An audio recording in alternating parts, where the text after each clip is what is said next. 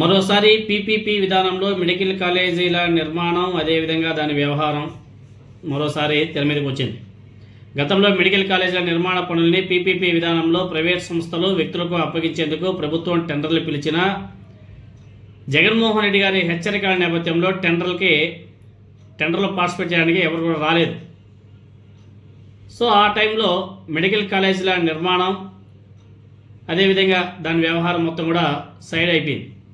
దీన్ని తిరిగి మళ్ళీ పీపీపీ విధానంలో ప్రైవేట్ వ్యక్తులకు ఇవ్వాలని చెప్పేసి మళ్ళీ నారా చంద్రబాబు నాయుడు గారు ఈరోజు అధికారులకు కీలక ఆదేశాలు కూడా జారీ చేశారు.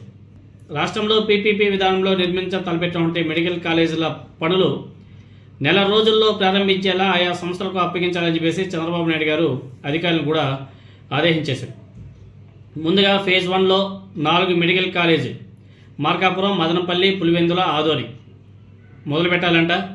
అలాగే ఫేజ్ 2లో అమలాపురం, బాపట్ల, పెనుకొండ, నర్సీపట్నం, పాలకొల్లు, పార్వతీపురం మెడికల్ కాలేజీల నిర్మాణం పూర్తి చేయాలన్నదే నారా చంద్రబాబు నాయుడు గారి యొక్క లక్ష్యంగా దీన్ని ప్రైవేట్ వ్యక్తులకి ఇచ్చేసి ప్రైవేట్ వ్యక్తుల ద్వారా నిర్మాణం వ్యవహారం మొత్తం కూడా నడిపించాలని చెప్పేసి చంద్రబాబు నాయుడు గారు అడుగులు కూడా ముందుకు వేయబోతున్నట్టుగా కనిపిస్తుంది. అమరావతిలో న్యాచురోపతి సంస్థ కేంద్రం నెలకొల్పేలా ఆయుష్ శాఖ మంత్రిత్వ శాఖకు లేఖ రాయాలని చెప్పేసి ఆదేశాలు కూడా ఇచ్చాడంట. మెడికల్ కాలేజీల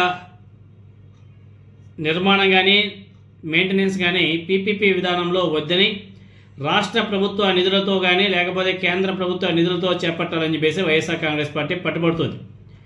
ఈ నేపథ్యంలో ప్రభుత్వం పీపీపీ విధానంలో కాలేజీల నిర్మాణానికి మళ్ళీ టెండర్లు పిలవడానికి సిద్ధమైపోయిందంటే మళ్ళీ వైసీపీలో ఒక పెద్ద పోరాటానికి సిద్ధమవ్వాల్సిన టైం కూడా దగ్గర పడిందనేసి అనిపిస్తూ ఉంది. మరి చూద్దాం. చంద్రబాబు నాయుడు గారు అయితే ఎక్కడ కానీ తగ్గేటట్టు కనిపించట్లే. ఈ వ్యవహారం ఎంత దాకా వెళ్తుంది అన్నది చూడాలి.